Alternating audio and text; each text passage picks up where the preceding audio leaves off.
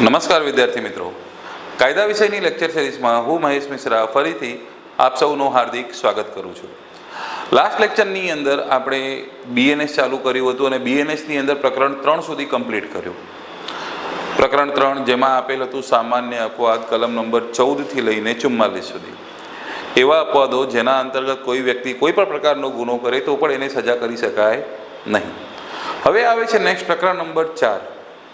પ્રકરણ 4 જેનું નામ છે દુષ્પ્રેરણ અથવા ઉશ્કેરણી કરવી.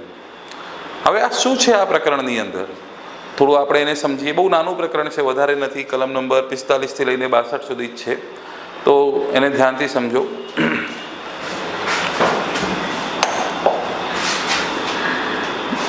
દુષ્પ્રેરણ, જો એના શાબ્દિક અર્થને સમજવાનો પ્રયત્ન કરીએ તો દુષ્પ્રેરણનો અર્થ થાય છે કોઈને ખરાબ પ્રેરણા આપવી.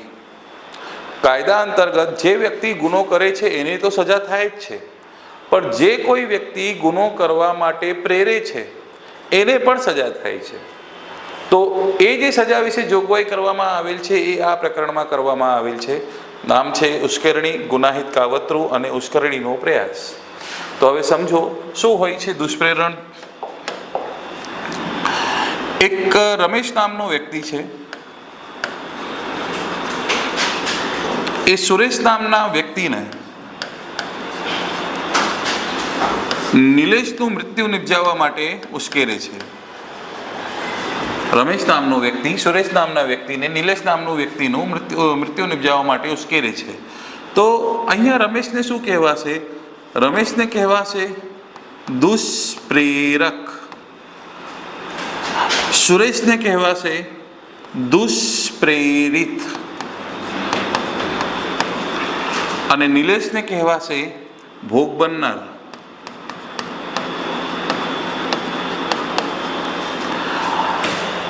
દુષ્પ્રેરક જે ગુનો કરવા માટે ઉશ્કેરી રહ્યો છે, દુષ્પ્રેરિત જેને ઉશ્કેરવામાં આવી રહ્યું છે, જેના પરિણામે એ કંઈ ગુનો કરશે, અને છેલ્લે ભોગ બનનાર જેને નુકસાન થયું છે એ. હવે કાયદા અંતર્ગત જે વ્યક્તિ દુષ્પ્રેરણનો ગુનો કરશે, જે દુષ્પ્રેરણનો ગુનો કરે છે, હવે દુષ્પ્રેરકે જે કર્યું છે ને એના કૃત્યને શું કહેવાય? એના કૃત્યને કહેવાય દુષ્પ્રેરણ. દુષ્પ્રેરણ. તો જે વ્યક્તિ દુષ્પ્રેરણનો ગુનો કરે છે એ વ્યક્તિને પણ સજા થશે. હવે જો દુષ્પ્રેરિત વ્યક્તિ મર્ડર કરી નાખે છે તો પછી આણે ખાલી ઉશ્કેર્યું હતું, તો જે સજા હવે દુષ્પ્રેરિત વ્યક્તિને થવાનું છે, જેણે સાચે ગુનો કર્યો છે એને થવાનું છે, એ જ સજા આને પણ થશે. આ પ્રકરણમાં આનાથી કંઈ લેવા દેવાનું નથી કે આનાથી કંઈ લેવા દેવાનું નથી. જે વ્યક્તિ દુષ્પ્રેરણનો ગુનો કરી રહ્યો છે એનાથી લેવા દેવાનું છે. કેમ કે જે વ્યક્તિએ તો મર્ડર કર્યું છે એને તો સજા થવાની જ છે. તો એ તો જે ગુનો કર્યો હોય, મર્ડરનો કર્યો હોય કે ચોરીનો કર્યો હોય કે જે પણ ગુનો કર્યો હોય બીએનએસ મુજબ, એને તો એ સજા થવાની જ છે. ભોગ બનનારને તો કંઈ લેવા દેવાનું નહીં, એ તો વિચારો મરી ગયો છે. જે વ્યક્તિએ ઉશ્કેર્યું હતું એને શું સજા થશે એના વિશે ચર્ચા કરવામાં આવેલ છે આ પ્રકરણની અંદર, જેને કહેવામાં આવે છે ઉશ્કેરણી, ગુનાહિત કાવતરું અને ઉશ્કેરણીનો પ્રયાસ. ઓકે, તો જ્યારે પણ તમને કહીશ કે દુષ્પ્રેરક, તો સમજી લેજો જે પ્રેરી રહ્યો છે એ વ્યક્તિને કહેવાશે દુષ્પ્રેરક. દુષ્પ્રેરિત વર્ડ વાપરીશ તો એને મતલબ જે વ્યક્તિ દુષ્પ્રેરણા પરિણામે ગુનો કરવા તૈયાર થયો છે એ દુષ્પ્રેરિત, અને છેલ્લે આવશે ભોગ બનનાર. ઘણા એવા પણ સંજોગો હોય છે કે જે વ્યક્તિએ ગુનો કર્યો છે, દુષ્પ્રેરિત વ્યક્તિ, એને સજા ના થાય, પણ દુષ્પ્રેરકને સજા થઈ શકે છે. દાખલા તરીકે હું આપને ઉશ્કેરું છું કે ફલાણા વ્યક્તિનો જઈને મર્ડર કરી દઉં, નહીંતર હું તારા દીકરાને મારી નાખીશ. તો હવે તમે મર્ડર કરો છો પણ શેના ભયમાં આવીને? કે ભાઈ પોતાના દીકરાને બચાવવા માટે. તો આપ ભયમાં આવીને, ભયના અસરમાં રહીને ગુનો કરી રહ્યા છો. તો આપ કોણ છો? આપ છો દુષ્પ્રેરિત વ્યક્તિ, જેને દુષ્પ્રેરણ કરવામાં આવ્યું છે. તો આપ જો દીકરાને કે આપની ફેમિલીને બચાવવા માટે કોઈ ગુનો કરી રહ્યા છો તો હોઈ શકે કે આપને સજા ન થાય, પરંતુ જે વ્યક્તિએ ઉશ્કેર્યું છે એને સજા થશે. તો આ કાયદામાં આ જ ચર્ચા કરવામાં આવ્યું છે કે દુષ્પ્રેરણના પરિણામે દુષ્પ્રેરિત વ્યક્તિ દ્વારા જો કોઈ ગુનો ન કરવામાં આવે તો પણ દુષ્પ્રેરકને તો સજા થઈને જ રહેશે.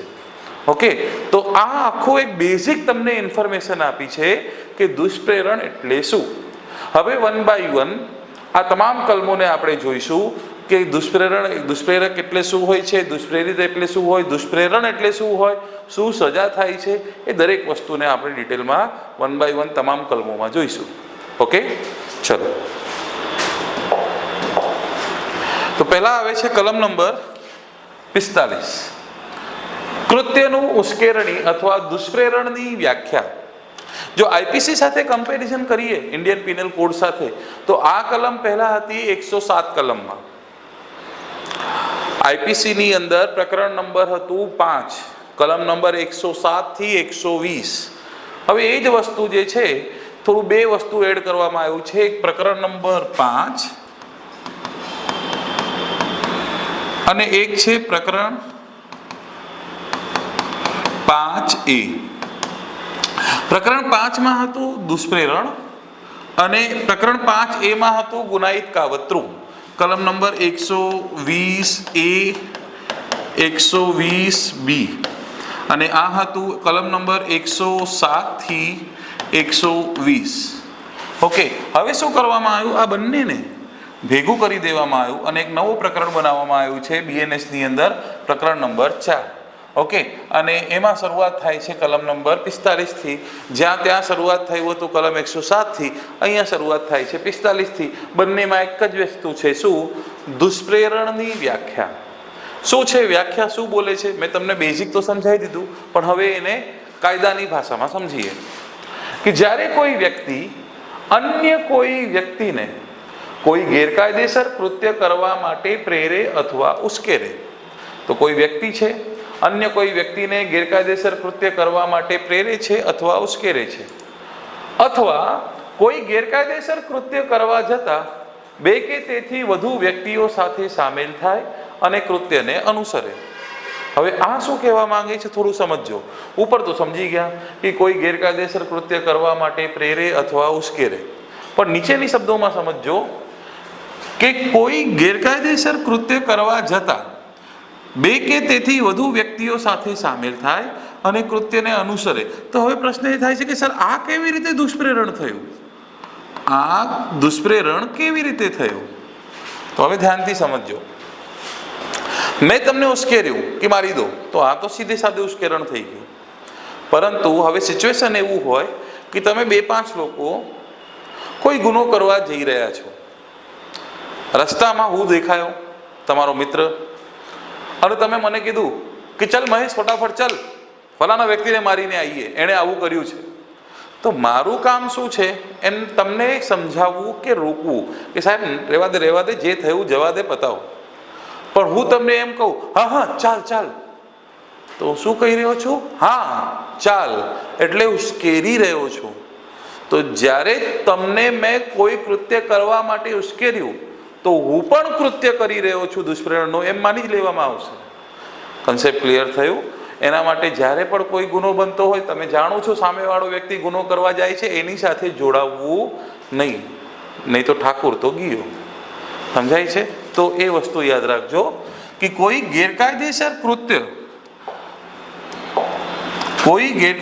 કૃત્ય કરવા જતા બે કે તેથી વધુ વ્યક્તિઓ સાથે સામેલ થાય અને કૃત્યને અનુસરે, ત્યારે તે વ્યક્તિ દુષ્પ્રેરણનો કૃત્ય કરે છે તેમ કહેવાય. તો યાદ રાખજો, જ્યારે તમે ડાયરેક્ટલી એને પ્રેરો છો અથવા એ તમારા કૃત્યથી એને પ્રેરણા આપી રહ્યા છો, તો તમે પણ એમાં સામેલ થયો ગણાશે. મારા એક વિદ્યાર્થી મળ્યો હતો, એ મને ચર્ચા કરે છે કે સર મેં એક કેસમાં ફસાઈ ગયો છું. મેં કીધું શું થયું ભાઈ, બોલ. બોલે કંઈ નહીં સર, મારા મિત્રો હતા, એ અમુક બવાલ કરવા જતા હતા, મને કીધું તું પણ સાથે ચાલ. હું સાથે ખાલી ગયો હતો, મેં કશું કર્યું નથી, છતાં પણ FIR-માં મારું પણ નામ આવી ગયું. મેં કીધું કેમ ગયો હતો ભાઈ? તને સમજાયું હતું કાયદાની અંદર કે 107 કલમ મુજબ જો તમે ખાલી એની સાથે ગયા પણ તો પણ તમે એને પ્રેરિત કરી રહ્યા છો, તો તમે પણ ગુનામાં આવી જશો. તો સીધી વાત છે, FIR તો તમારા ઉપર પણ દાખલ થાય. તો હવે કોઈ બચવાનો ચાન્સીસ નથી. Concept clear? તો યાદ રાખજો, આને કહેવાય દુષ્પ્રેરણની વ્યાખ્યા. તો આ દુષ્પ્રેરણની વ્યાખ્યા હતી. હવે આપણે સમજીશું દુષ્પ્રેરકની વ્યાખ્યા. તો કલમ નંબર 46માં દુષ્પ્રેરકની વ્યાખ્યા આપેલ છે. દુષ્પ્રેરકની વ્યાખ્યા જે આઈપીસીના કલમ 108માં હતી. તો સીધી વાત છે, જે વ્યક્તિ દુષ્પ્રેરણનો ગુનો કરે છે એને દુષ્પ્રેરક કહેવાય. વાત ખતમ. એક જ લાઈનમાં એની વ્યાખ્યા છે કે જે કોઈ વ્યક્તિ ગુનો કરવાનું દુષ્પ્રેરણ કરે છે તેને દુષ્પ્રેરક કહેવાય.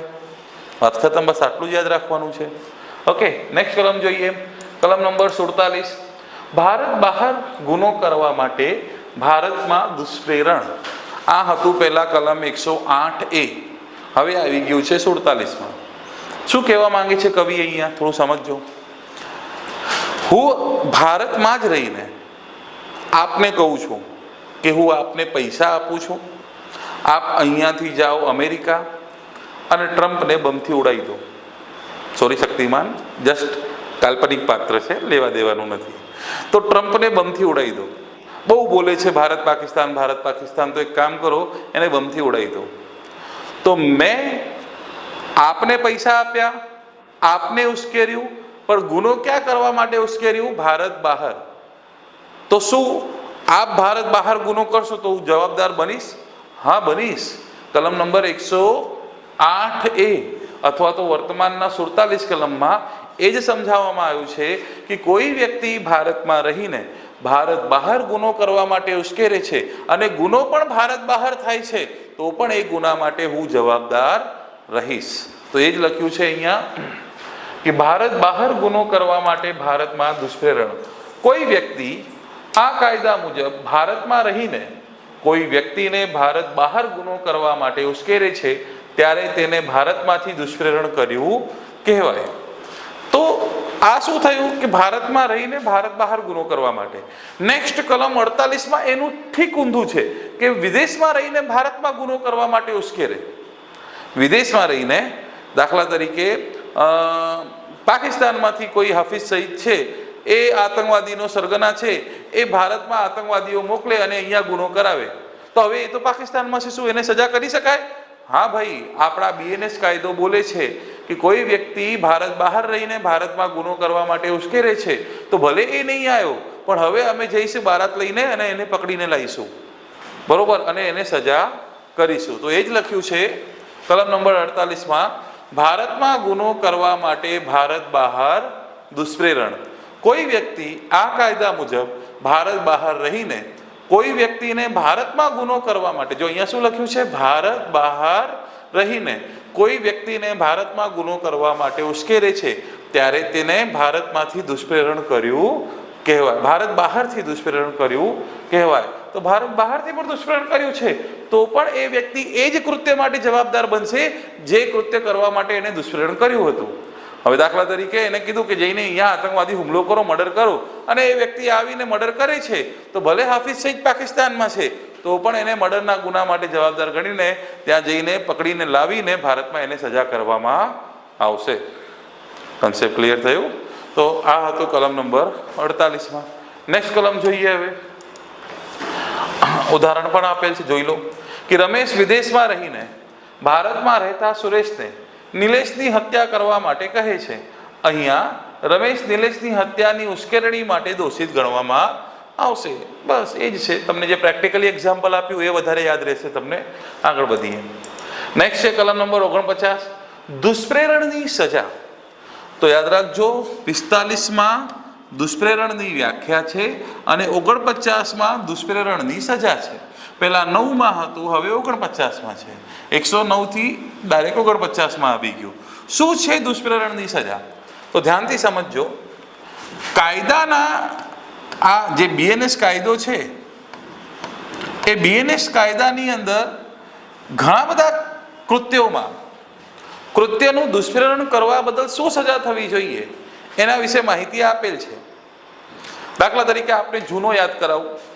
યાદ હોય તો આપણે IPC કલમ 305, IPC કલમ 306, 305માં હતું કે કોઈ બાળકને કે કોઈ અસ્થિર મગજના વ્યક્તિને નશામાં રહેલ વ્યક્તિને, જડ વ્યક્તિને આત્મહત્યા કરવા માટે પ્રેરો અથવા ઉશ્કેરો, જેના કારણે એ આત્મહત્યા કરી લે, તો પછી જે વ્યક્તિએ ઉશ્કેર્યું હતું એને પણ ફાંસીની સજા કરવામાં આવશે. એવું કંઈક યાદ કરો હતું આઈપીસી 305માં. 306માં છે કે સામાન્ય વ્યક્તિને ગુનો કરવા માટે દુષ્પ્રેરણ કરો. યાદ છે કંઈક એવું હતું 305માં અને 306માં આવું કંઈક હતું. તો એમાં લખ્યું હતું કે ભાઈ આ કૃત્ય માટે દુષ્પ્રેરણ કરશો તો આ સજા થશે. તો જો કાયદામાં લખ્યું હોય કે તમે કોઈ ગુનો કરવા માટે દુષ્પ્રેરણ કરો છો અને એના કારણે ગુનો થઈ જાય છે, તો પછી તમને એમાં સજા મુજબ જે કૃત્ય માટે સજા કરવા માટે કહેવામાં આવ્યું હોય એ થશે. પણ જો કાયદામાં ન લખ્યું હોય તો, જો કાયદામાં ન લખ્યું હોય તો, ચલો એક્ઝામ્પલ સાથે આપણે સમજીએ. વધારે તમને ખાલી બોલીને સમજાવીશ નહીં, ખબર પડશે. કયો કલમ લઈએ જેમાં દુષ્પ્રેરણની સજા છે? ચલો 305 લઈએ. 305માં છે બાળક અથવા અસ્થિર મગજના વ્યક્તિ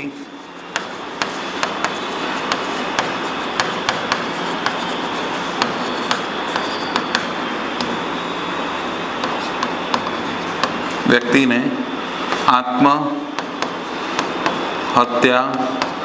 માટે દુષ્પ્રેરણ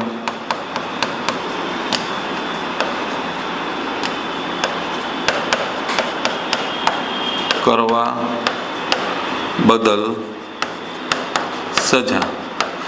અને સજા કેટલી થાય છે? તો આજીવન કેદ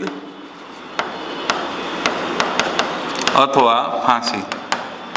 તો જ્યારે તમે બાળકને કે અસ્થિર મગજના વ્યક્તિને કે નશામાં રહેલ વ્યક્તિને કે જડ વ્યક્તિને આત્મહત્યા કરવા માટે ઉશ્કેરો છો, પ્રેરો છો, તો શું સજા થવી જોઈએ એના વિશે 305માં છે. એટલે તમે કોઈ વ્યક્તિને સુસાઇડ કરવા માટે ઉશ્કેરી રહ્યા છો. પણ કોઈ પણ કલમમાં ચોરી માટે ઉશ્કેરણી કરવા બદલ સજાની જોગવાઈ છે જ નહીં. 378માં ચોરીની વ્યાખ્યા હતી, 379માં ચોરીની સજા હતી, જો તમને આપને યાદ હોય તો. તો ચોરી કરવા માટે ઉશ્કેરણી કરવાની કોઈ સજા ન હતી. તો હવે ચોરી કરવાની ઉશ્કેરણી માટે જો સજા નથી, તો શું કોઈ વ્યક્તિએ ચોરી માટે ઉશ્કેરણી કરી હોય અને એ વ્યક્તિ ચોરી કરે છે તો એના સાથે શું થશે? તો એ જ વસ્તુ કલમ 109માં અથવા વર્તમાન કલમ 49માં જણાવેલ છે કે જ્યારે કોઈ વ્યક્તિ ચોરી કરવા માટે ઉશ્કેરે તો એના માટે આઈપીસીમાં કોઈ સજાની જોગવાઈ હતી નહીં. તો એના માટે શું સજા થશે કે જે ગુના માટે એને ઉશ્કેર્યું એ જ સજા એને થઈ જશે. મેં આપને ઉશ્કેર્યું, ચોરી કરી આવો, આપે ચોરી કર્યું, કોઈ ડાયમંડ વગેરે કે કોઈ ગોલ્ડ વગેરેનું ચોરી કર્યું, તો મેં આપને ઉશ્કેર્યું, આપે ચોરી કર્યું, ચોરી માટે ઉશ્કેરણીની સજાની જોગવાઈ હતી જ નહીં. તો પછી જે ગુના માટે મેં ઉશ્કેર્યું છે એ જ સજા મને થઈ જશે. એ જ ચર્ચા કરવામાં આવેલ છે કલમ નંબર 49માં. જોઈએ લેખિત રીતે તો વધારે ખબર પડશે આપને. જો કાયદામાં દુષ્પ્રેરણની સજા વિશે કોઈ જોગવાઈ હોય ત્યારે તે કલમ મુજબ સજા થશે. તો લખ્યું છે ને કે કાયદામાં દુષ્પ્રેરણની સજા વિશે જોગવાઈ હોય તો તે કલમ મુજબ સજા થશે. પરંતુ કાયદામાં દુષ્પ્રેરણની સજા વિશે કોઈ જોગવાઈ ના હોય ત્યારે જે ગુના માટે દુષ્પ્રેરણ કરવામાં આવેલ હશે તે જ સજા તેને કરવામાં આવશે. કન્સેપ્ટ ક્લિયર થયું? ચલો નેક્સ્ટ કલમ જોઈએ. હવે આપણે નેક્સ્ટ કલમ આવે છે કલમ નંબર 50. હવે અહીંયા શું છે? દુષ્પ્રેરણ કરવા બદલ શું સજા થવી જોઈએ, ભારતમાંથી દુષ્પ્રેરણ કરવા બદલ શું સજા થવી જોઈએ, ભારત બહારથી દુષ્પ્રેરણ કરવા બદલ શું સજા થવી જોઈએ, દુષ્પ્રેરણ વગેરેની તમામ વસ્તુ આપણે ચર્ચા કરીએ. હવે શું સમજવાનું છે કે દુષ્પ્રેરણ કર્યું પણ તકલીફ શું થાય છે? દુષ્પ્રેરણના પરિણામે કૃત્ય કંઈક જુદો જ થાય છે. દુષ્પ્રેરણના પરિણામે કૃત્ય કંઈક જુદો જ થાય છે. એ જ ચર્ચા અહીંયા થયું છે. જુઓ, સમજો એને કે દુષ્પ્રેરિત વ્યક્તિ દુષ્પ્રેરકનો ઈરાદો હોય તેથી જુદા ઈરાદાથી કૃત્ય કરે તો દુષ્પ્રેરણની સજા. મેં કીધું છે કે જઈને ફલાના વ્યક્તિ પાસે ફલાની વસ્તુ ચોરાઈને લઈ આવો. મેં દુષ્પ્રેરણ કર્યું. દુષ્પ્રેરિત વ્યક્તિ જાય છે ત્યાં ચોરી કરવા. ચોરી કરવાની સાથે બીજું શું એનું મગજ આવી ગયું કે એનું મર્ડર પણ કરી નાખવું. તો મેં મોકલ્યું હતું ચોરી કરવા, પણ સામેવાળાએ ચોરીની સાથે મર્ડર કરી નાખ્યું, તો હું શેના માટે જવાબદાર ગણાઈશ? મર્ડર માટે કે ચોરી માટે? તો જવાબ આવે છે કે મેં ચોરી માટે દુષ્પ્રેરણ કર્યું ને, તો માત્ર ચોરીના ગુના માટે જ જવાબદાર છું, મર્ડરના ગુના માટે નહીં. પણ અદાલતમાં સાબિત કરવું પડે. અદાલત માની લેવા માટે બંધાયેલ નથી. એને સાબિત કરવું પડે કે એણે ખાલી ચોરી માટે જ એમને ત્યાં મોકલ્યું હતું, તો બચી શકશે, નહીં તો પછી મર્ડર માટે પણ એ જ જવાબદાર થઈ જશે. તો શોર્ટમાં એ છે કે જે વ્યક્તિએ જે ગુનો કરવા માટે દુષ્પ્રેરણ કર્યું હોય માત્ર એ જ ગુનાની સજા થશે. એના કરતાં જો વધુ કૃત્ય થાય છે અથવા જુદા ઈરાદાથી કંઈ કૃત્ય થાય છે તો એના માટે એ જવાબદાર ઠરશે નહીં. જો અહીંયા શું લખ્યું છે, જો કોઈ વ્યક્તિ બીજાને ગુનો કરવા માટે ઉશ્કેરે છે અને ઉશ્કેરવામાં આવેલ વ્યક્તિ ઉશ્કેરણી કરનારના ઈરાદાથી જુદો કૃત્ય કરે છે, તો દુષ્પ્રેરણ કરનાર વ્યક્તિ તે ગુના માટે દોષિત ઠરશે જે ગુના માટે તેણે ઉશ્કેર્યું છે. એક્ઝામ્પલ, ઉદાહરણ તરીકે, જો એ બી સીની મિલકત ચોરી કરવા માટે ઉશ્કેરે છે પરંતુ બી સીને મારી નાખવાના ઈરાદાથી આવું કરે છે, તો એ ચોરીના ઉશ્કેરવા બદલ સજા કરવામાં આવશે. ભલે બીનો ઈરાદો કંઈક અલગ છે, તો બી એને મર્ડર કરી નાખે છે, તો મર્ડરના ગુના માટે દુષ્પ્રેરક જવાબદાર રહેશે નહીં. એણે કયા ગુના માટે પ્રેરિત કર્યું હતું? ચોરી માટે, તો એ માત્ર ચોરી માટે જવાબદાર રહેશે. Concept clear? દુષ્પ્રેરિત વ્યક્તિને તો ફાંસીની સજા થશે, પણ જે દુષ્પ્રેરક વ્યક્તિ હતો કે જેણે દુષ્પ્રેરણ કર્યું હતું એને માત્ર ચોરીના ગુના માટે સજા કરવામાં આવશે. ઓકે, ચલો નેક્સ્ટ કલમ જોઈએ. હવે નેક્સ્ટ આવે છે ડાયરેક્ટ આપણે 54 ઉપર પહોંચ્યા. કેમ સર 51, 52, 53 કેમ નહીં લીધું? ફરીથી કહું છું, હું એક્ઝામ લક્ષી તૈયારી કરાવું છું, તો જે જરૂરી છે એ જ કલમો તમને ભણાવીશ. બાકીની કલમો એવી રહેશે કે જે આપણા કામમાં નથી તો એને સ્કીપ કરીશ. આપને નહીં ખબર પડતું હોય, બુકમાં વાંચ્યા પછી આપને સવાલ થાય ફોન કરીને પૂછી લેજો, પણ અત્યારે એક્ઝામ લક્ષી તૈયારી કરાવું છું. ઓકે, આપને પાસ થવાનું છે, માસ્ટર બનીને ત્યાં ભણાવવું નથી, બસ એટલું યાદ રાખજો. સુપ્રીમ કોર્ટના ન્યાયાધીશ બનવા નથી જતા, PSIની તૈયારી કરી રહ્યા છો. હા, તો આખી બુક વાંચીને ટોપ બનવાનું કે સુપ્રીમ કોર્ટના ન્યાયાધીશ બનવાનું વિચાર ના કરતા. સુપ્રીમ કોર્ટના ન્યાયાધીશને પણ ચુકાદો આપતા પહેલાં બુક ખોલવું પડે છે અને ચેક કરવું પડે કે આ કલમ બરોબર છે કે નહીં, એટલું યાદ રાખજો. ચલો આગળ વધીએ. કલમ 54માં કહેવામાં આવ્યું છે, ગુનો કરવામાં આવે ત્યારે દુષ્પ્રેરકની હાજરી અથવા તો ગુનામાં મદદગારી. યાદ કરો સાહેબ લોકો, IPCના અહીંયા તો 55 લખ્યું છે, ખોટું. કયો કલમ હતું? કોઈ વ્યક્તિને ગુનામાં જોડવા માટે તો ફેવિકોલ હતું 114, ગુનામાં મદદગારી. હવે એ ગુનામાં મદદગારી 114ની જગ્યા ક્યાં આવી ગયો? 54માં. શું છે ગુનામાં મદદગારી?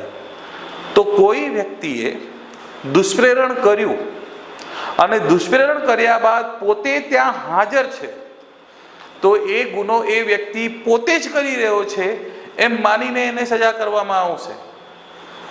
શું બોલો છો? કંઈ સમજાયું નહીં, ધ્યાનથી સમજો. બે મિત્રો છે. હવે બે મિત્રો, એક છોકરીને પોતાના ઘરે બોલાવે છે. હું મારા મિત્રને મારું ઘર પ્રોવાઈડ કરું છું કે લો આ ઘર તમે તમારું જે અંગતપણ માણવાનું હોય ત્યાં માંડો. અને હું એમને પ્રેર્યું કે લે તું મારું ઘર અને એને યુઝ કર. અને આગળ જઈને હું પોતે ઘરમાં હાજર હતો અને એ લોકો અંગતપણ માનતા હતા. આગળ જઈને એવું થયું કે છોકરીની ઉંમર 17 વર્ષ હતી, એ બળાત્કારના ગુના માટે જવાબદાર ઠરે છે મારો મિત્ર. તો મેં ગુનામાં મદદગારી કરી છે ને, તો હું પણ 114 મુજબ એના ગુનામાં સામેલ થઈ જઈશ. મારા ઉપર પણ બળાત્કારના ગુના બદલ કાર્યવાહી થશે. કેમ ભાઈ? મેં તો કર્યું જ નથી કંઈક, પણ દુષ્પ્રેરક કર્યા બાદ હું ત્યાં હાજર હતો. તો એ જ વસ્તુ અહીંયા લખ્યું છે, ગુનો કરવામાં આવે ત્યારે દુષ્પ્રેરકની હાજરી એટલે કે ગુનામાં મદદગારી. જો ડિટેલમાં લખ્યું છે કે જ્યારે દુષ્પ્રેરણના પરિણામે કૃત્ય કરવામાં આવે અને દુષ્પ્રેરકની હાજરી હોય ત્યારે દુષ્પ્રેરક ગુનામાં મદદગારી કરી રહ્યો છે અથવા પોતે ગુનો કરી રહ્યો છે તેમ માનીને સજા કરવામાં આવશે. આ બહુ સારી રીતે, મારા કરતાં વધારે સારી રીતે જાણતા હશો કલમ નંબર 114 ને. તો બસ એ 114 કલમ જે છે હવે ક્યાં આવી ગયું છે? હવે કલમ નંબર 54 આવી ગયું છે, ગુનામાં મદદગારી. તો મેં ફેવિકોલની વાત કેમ કરી? ફેવિકોલનું કામ છે જોડવાનું, તો આનું પણ કામ છે કોઈ વ્યક્તિને ગુનામાં જોડવાનું. તો જો એક 54 કલમ આવી ગયું તો કોઈ વ્યક્તિ ગુનામાં એની સાથે જોડાઈ જશે. કન્સેપ્ટ ક્લિયર થયું? તો એ જ છે કલમ નંબર 54માં. આગળ વધીએ. નેક્સ્ટ આવે છે કલમ નંબર 55. અહીંયા શું છે? એક નવો કન્સેપ્ટ આવ્યો છે કે ગુનો કરવામાં આવ્યો ન હોય, મેં તમને ઉશ્કેર્યું પણ તમે ગુનો નહીં કર્યો, તો શું મને કોઈ સજા થશે?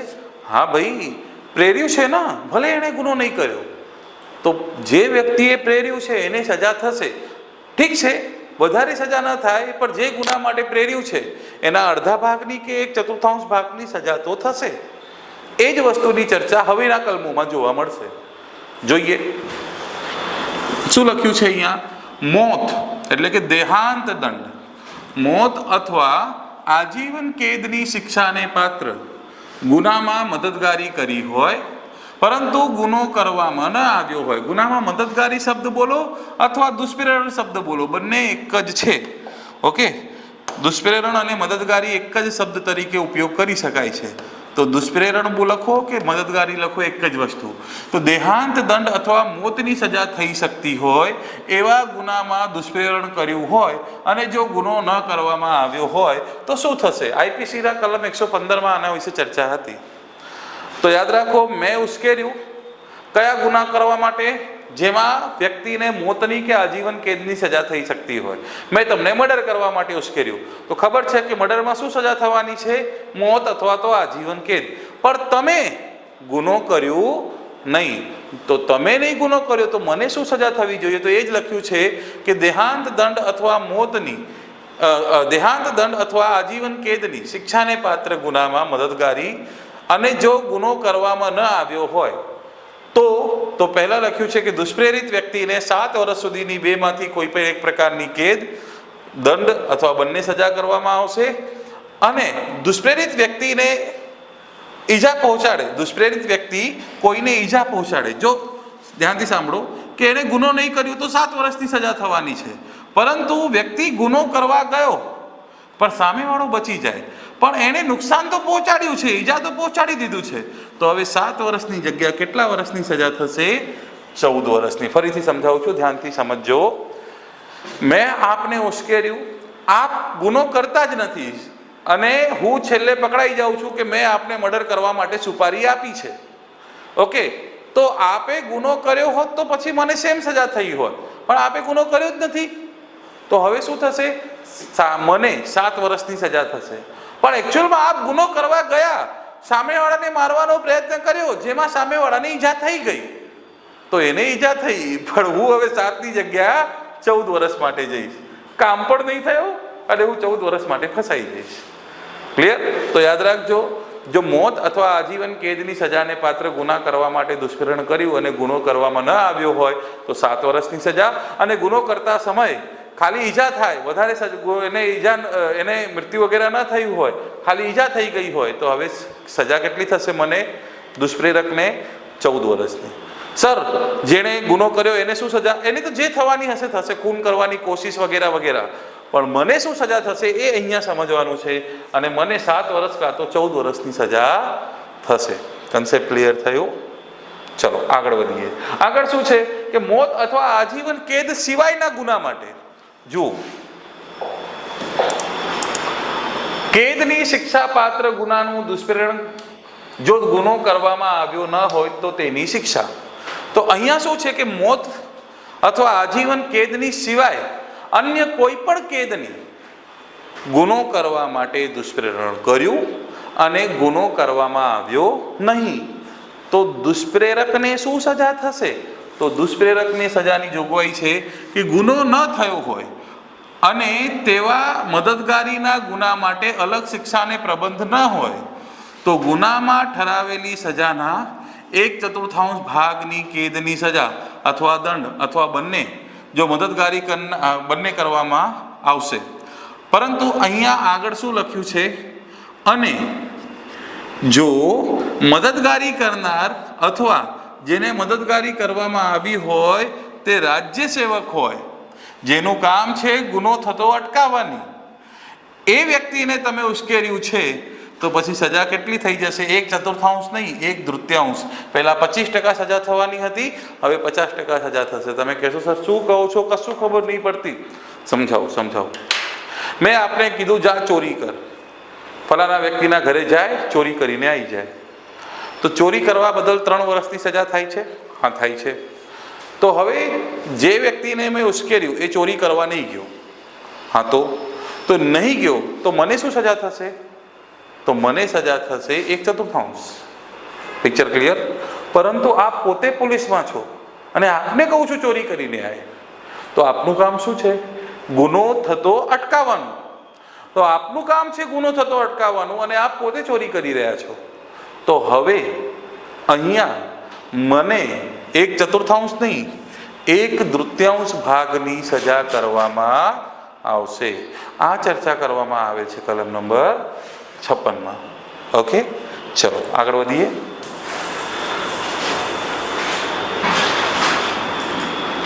કલમ નંબર 57, જાહેર જનતાને અથવા 10 થી વધુ વ્યક્તિઓને ગુનો કરવા માટે ઉશ્કેરો. હવે ફરીથી એક ટોપિક બદલાયો છે, તો બધા ઉશ્કેરણીનો જ, પણ અહીંયા થોડું ટોપિક ચેન્જ થાય છે.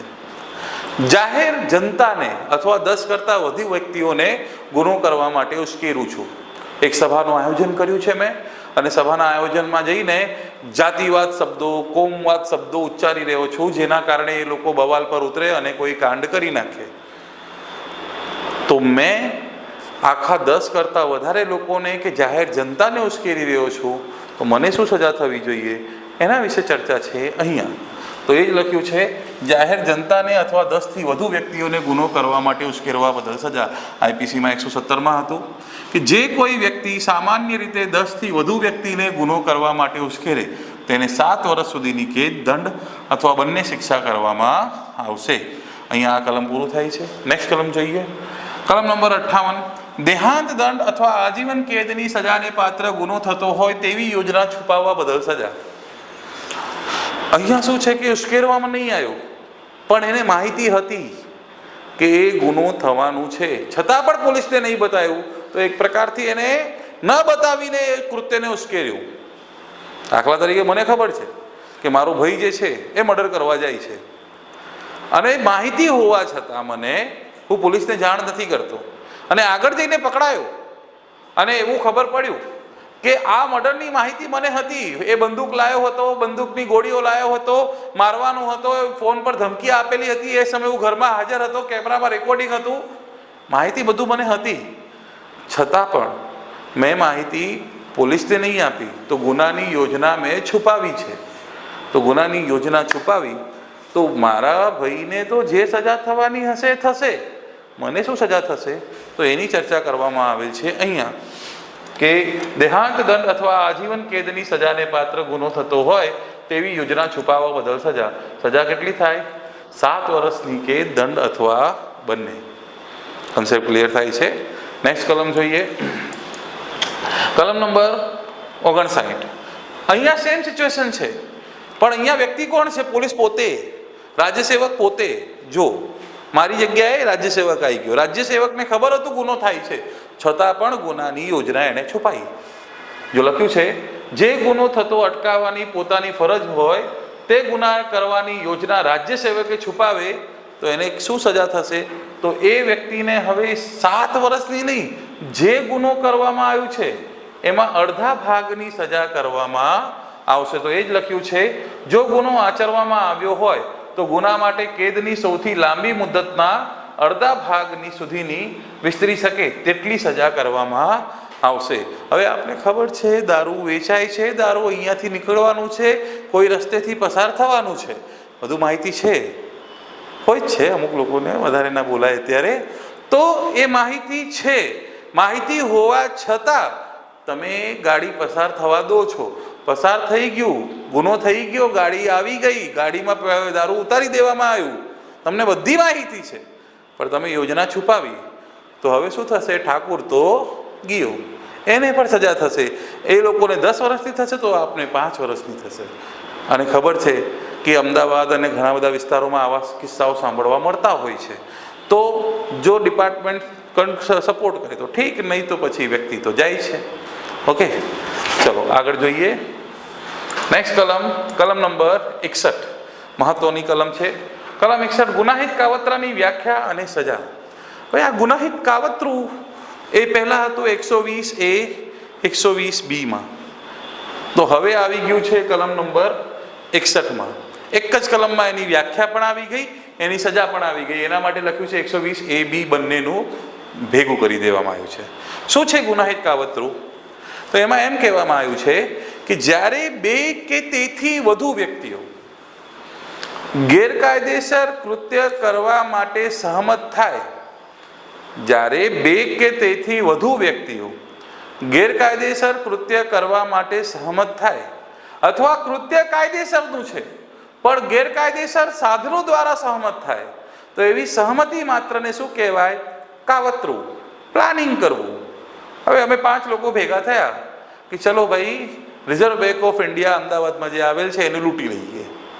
તો જસ્ટ કાવતરામાં હજુ કર્યું છે, એમાંથી હવે 3 લોકો ગુનો કરવા ગયા, જો 2 વ્યક્તિ નથી ગયા પણ એ કાવતરામાં સામેલ હતા, તો કાવતરાખોરને પણ સજા કરવામાં આવશે. આ દુષ્પ્રેરણ જેવું જ છે, એના માટે એની સાથે જ એડ કરી દેવામાં આવ્યું છે. તો યાદ રાખજો કે જ્યારે કોઈ ગુનો થતો હોય અને એની ગુનો કરવાનું કાવતરું થતું હોય અને એમાં કોઈ વ્યક્તિ સામેલ છે, ભલે તે ગુનો કરવા ગયો કે ના ગયો, કાવતરામાં સામેલ છે, તો એ વ્યક્તિને સજા થશે. તો એ જ લખ્યું છે કે જ્યારે 2 કે તેથી વધુ વ્યક્તિ કોઈ ગેરકાયદેસર કૃત્ય કરવા માટે ભેગા થાય, 2 કે તેથી વધુ વ્યક્તિઓ કોઈ ગેરકાયદેસર કૃત્ય કરવા માટે ભેગા થાય અથવા કાયદેસરનો કૃત્ય ગેરકાયદેસર સાધનો દ્વારા કરવા માટે ભેગા થાય. કૃત્ય કાયદેસરનું છે પણ બંદૂક લઈને ભેગા થયા છે. હવે હું માંગણી કરી રહ્યો છું કે સરકારી ભરતી કાઢો, તો કાયદેસર માંગણી કરી રહ્યો છું કે પોલીસની ભરતી લાવો, કાયદેસર સરકારી નોકરી માંગો, પણ હવે બંદૂક લઈને ભેગું થવું તો કૃત્ય કાયદેસરનું, પણ અહીંયા ગેરકાયદેસર સાધનો દ્વારા લીધું છે.